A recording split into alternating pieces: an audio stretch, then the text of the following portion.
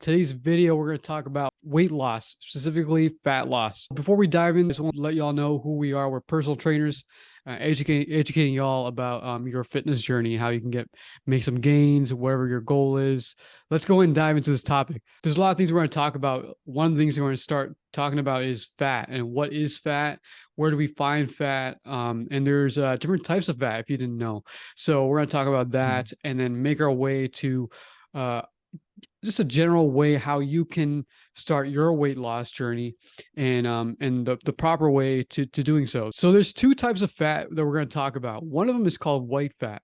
So now picture this: when you're looking at yourself in the mirror and you see yourself in the mirror and you see fat in places that you don't want to see it, whether it's your belly, your hips, your thighs, your butt, that fat is called white fat.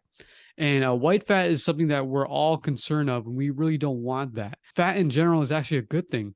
It's a good insulator to keep us warm. So we, in fact, need it. But having too much of it could be a risk. So white fat, it's also known as adipose tissue. And any fat we talk about is called adipose tissue. So white fat are these large droplets, very fluffy cells or tissue. We see this in the subcutaneous layer. What does that mean? It's really underneath the skin, specifically the hypodermis. And that's where it's at. That's where it's located. And I also want to say that the risk factors to these things, so having too much of white fat, is heart disease, cardiovascular diseases, type 2 diabetes, just to name a few, and stroke. So versus brown fat. Now, you can think about brown fat as like the good fat. And these are these small fat droplets, much more smaller than the white fat cells that we see underneath our skin. And this is the good fat. And the reason being because it's very metabolically active. So it serves a really good purpose. And the purpose really is to produce energy, to burn calories. We see brown fat when we're kids, when we're infants. We have a lot of it, but once we get older, we don't have a lot of it. The places that you see this type of fat is around the neck, the shoulders, near the sternum, and places near the organs as well. This type of fat, the brown fat, is activated when we're shivering, activated when we're exercising, also in cold temperatures. So like think about like cold shower, or maybe a cold plunge. We increase this type of brown fat, and the risk for this type of fat is very, very low. It's a big benefit for us. So anyway, so those are the type of fats that I want to talk about. And lastly, these type of fats are located in, again, the subcutaneous layer, right underneath the skin, and also another layer called the visceral layer. Visceral means near the organs, near the intestines, the liver, the heart, in those areas. That's right near to those important organs. And we have Brenton's going to talk about the heart, our heart rate, how is that tied into fat loss, and also training zone. So go ahead. Yeah, Warren. When we're talking about heart rate refers to the number of times your heart beats per minute. We have training zones. These zones are specific heart rate ranges measured in beats per minute used to monitor training intensity during exercise or everyday activities. You want to achieve a calorie deficit for weight loss. You burn more fat as your fuel source at lower heart rate ranges. When we talk about training zone, I want to talk about 3 training zones. Training zone 1 is from 65 to 75% of your max heart rate, and it's used for building your aerobic base, and it's critical for improving heart rate and lung capacity. Training zone 2 is from 76% to 85%. And then we have training zone 3. This is from 86 to 95%, and it's only used for interval training techniques.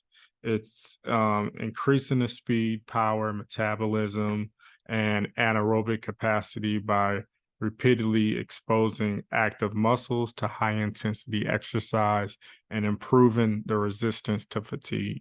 The anaerobic system, it primarily uses stored energy in the muscle for short burst or intense activity like weightlifting or sprinting. While you're in the anaerobic system, that relies on energy to convert fats, carbs, and proteins into energy during longer, less intense activities like jogging or cycling. Fat loss is often more efficiently achieved through aerobic activities as they tend to burn more fat for energy. Talking about losing weight, NEAT is a non exercise activity thermogenesis. It's the energy that you expand during the day while you're not doing exercises.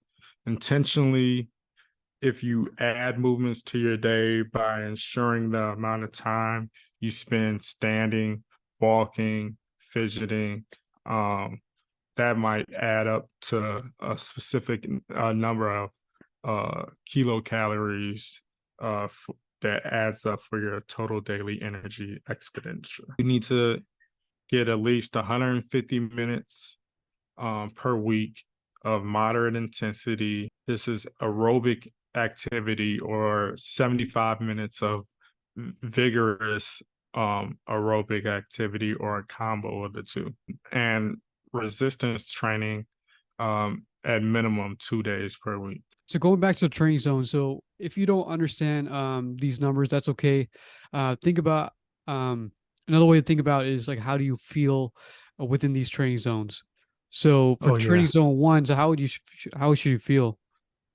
Training zone one, you won't really feel tired. You can hold a conversation with other people. You really won't have any problem holding a conversation while training in zone one. Zone two is when you'll start to feel maybe your heart rate kick up a little bit more.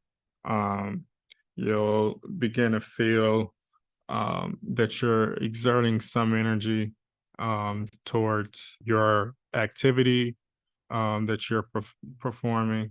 You can still you can hold a conversation, but you might take a couple breaths before you get some words out. Yeah, and then zone three, it's gonna be pretty much hard to hold a conversation without it's for example on the treadmill saying yeah, like I think like I'm training in zone three, but that's Yeah. probably what it's gonna, sound like, or just out of breath. And you really need to conserve that for your energy within that physical activity. Yeah. Yeah. Once you get to zone four, zone five, you think about the assault treadmill, the assault Yeah, runners. yeah. They're running, they're sprinting, like even sprinters, there's no way you're gonna talk. You're so focused to use all your full maximal, maximum energy toward this, this run. So you're barely talking. Even like when you're Yeah. weightlifting, you're powerlifting, you don't have time to talk. You're just No, no, no. You're focusing on your lift, your movement, and yeah, everything, full engaging the energy. core, contracting the muscles. Yeah. That's right.